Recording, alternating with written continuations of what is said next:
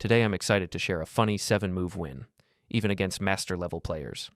It happens in the Scotch Gambit, starting with pawn to d4. Let's jump in. Black accepts the pawn, and then you play this unusual-looking move, knight to g5. After you move your knight to g5, your main goal is to target the vulnerable f7 pawn, the weakest point in black's position early in the game. If black doesn't respond properly, your next move will be bishop to c4, reinforcing the pressure on f7. With both your knight and bishop eyeing this critical square, you're threatening a devastating attack that can lead to a fast victory. Recognizing the danger, most players with the black pieces will try to shut it down early by playing pawn to h6, challenging your knight. But this is exactly what you want. When black plays pawn to h6, you immediately sacrifice your knight by capturing the pawn on f7. This forces the black king to come out into the open, a dangerous decision so early in the game. Then you follow up with bishop to c4, delivering a check and kickstarting your offensive. Now the king is exposed, unable to castle, and your rapid development gives you a strong attacking initiative. Most opponents will struggle to defend from here. Surprisingly, in this position, statistics show that most players move their king back to e8, which is a big mistake. You can then play queen to h5, and it leads to checkmate in just 5 moves, similar to the scholar's mate. The funny part? It works even against expert-level opponents. I checked the database again, and this line is especially effective against players rated under 2,000, so if you're in that range, this opening could be a deadly weapon. To sum it up, you draw out the king, give a check with your bishop, the king retreats, and then queen to f7 seals the deal. Black is nearly checkmated already. Now, if the black king moves to d6, you could play bishop to f4 check, but an even faster and stronger move is pawn to h5. This leads to checkmate in just a few moves. It's insane how effective it is. For example, if black captures with the knight, then you simply play queen to d5 check. The king is forced to move, and then queen takes on e5 is checkmate? Let's try another option. If the king captures the bishop instead, you still have multiple winning ideas. One of my favorites is playing bishop to f4 check, forcing the king forward, and then pawn to f3, just because delivering checkmate with a pawn feels incredibly satisfying. If black makes a final attempt to escape to the queenside, you simply go queen to d5, and the hunt ends quickly. It's still checkmate. So that's how you can win in just a few moves out of one of the most popular opening lines. It might look like a gimmicky trap at first, but the statistics show that most opponents fall for it, even strong ones. So here we're checking the Lichess database to see how this plays out in real games. After knight to c6, we continue with pawn to d4. On the right side, you'll see a chart showing the most played moves, starting with pawn takes d4. Now, instead of the usual Scotch Gambit moves like knight to d4, bishop to c4, or pawn to c3, you go straight for knight to g5. And the majority of players respond with pawn to h6, and most of them end up losing, which is great for us. Some also try bishop to e7, which we'll cover shortly. Others play knight to f6, but that's also a mistake. After knight to f6, you simply play bishop to c4, and now black is already in trouble because the f7 pawn is under heavy pressure. So knight to f6 doesn't really help. That's something we've already looked at. The most common move by far is pawn to h6. And if they play that, you simply capture the f7 pawn with your knight. The king takes, then you play bishop to c4 with check, and just look at this. The overwhelming majority of players respond with king to e8, which leads to a forced checkmate in 5 moves. That's pretty hilarious and shows just how powerful this line is.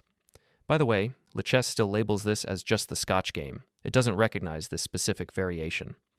Now let's break down another line. We've already seen that king to e8 loses quickly. Let's look at what happens in some of the other common responses. So, what if the king goes to e7 instead? In that case, you don't checkmate immediately, but you gain long-term attacking chances. The king is awkwardly placed and blocks black's own pieces, which gives you plenty of compensation. Here, I recommend either pawn to c3 or castling.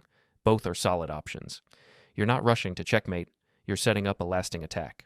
These quiet, developing moves help you open up the center and bring your pieces into play.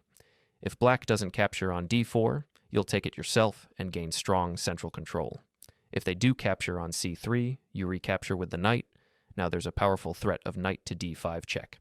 Usually, black plays knight to f6 to stop that, but you go knight to d5 anyway. And while it's possible to defend here, in practical games, black nearly always goes wrong because defending this position is extremely difficult under pressure. In real games, what usually happens next is that black captures on d5. You recapture, and now you're threatening queen to f7 checkmate again. The only way for black to cover that square is by playing queen to e8, but that runs into another crushing blow. Bishop to g5, checking the king, and at this point, black is completely lost. After pawn takes the bishop, you recapture with the queen and begin the final attack. Once the king moves to d6, you can almost checkmate by castling queenside, which is not only powerful, but also incredibly beautiful. Now your rook gives a check, and mate follows in just a couple of moves. It's a stunning and unexpected way to finish the game. Now let me quickly address the elephant in the room. Yes, someone will probably point out that Stockfish says black is technically winning here, and that's true. But ask yourself this: can you actually find that winning line over the board? Probably not, and that's exactly why this opening works so well. In practice, it's incredibly hard for your opponent to survive. Let me show you what Stockfish recommends as the best defense. The engine doesn't suggest king to e8 or king to e7. Instead, it gives a surprising line: pawn to d5, sacrificing the pawn. Then, after you capture with the bishop, the king boldly steps forward to g6. Yes, you heard that right. Black gives up a pawn and moves the king into the open. These are engine-level Magnus Carlsen-type moves. And let's be honest, unless your opponent is specifically prepared for this rare line, they're not going to find these defensive resources in a real game. This gambit is so obscure it doesn't even have a name yet. So again, don't get me wrong. Yes, this is a risky opening, and if you're playing for your life or your house, maybe skip it. But in casual games or fast blitz matches, this line works like magic. In practical play, it wins 9 out of 10 times. All right, let me show you another practical and interesting line. What if your opponent avoids playing pawn to h6 and instead develops their bishop to attack your knight? It seems logical. They're developing a piece and attacking at the same time, but guess what? You sacrifice the knight anyway. King takes the knight, bishop to c4 check. It's all still standard so far. Now once again, most opponents will try to retreat the king to safety with king to e8. If they don't, you still have strong long-term compensation since their king is exposed and can't castle. But usually they go king to e8, and here comes a funny twist. You play queen to h5. At first, this move may look pointless, just hoping for king to f8 so you can checkmate. But black thinks they can shut everything down with pawn to g6. Then, boom, you play queen to d5, threatening queen to f7 checkmate. And suddenly, black is in big trouble. While Stockfish or Magnus Carlsen might find the right defense here, your usual online opponent almost never will. From the database, players either go knight to h6, which loses instantly after you capture it with your bishop, or they try knight to e5, which only delays the loss. You take the knight, and now you're attacking the rook, the king is wide open, and you can grab the central pawn soon. It's just a completely winning position. I hope you understand all these variations. If you think this video is helpful for you, then like and subscribe for more chess tutorial. Thanks for watching.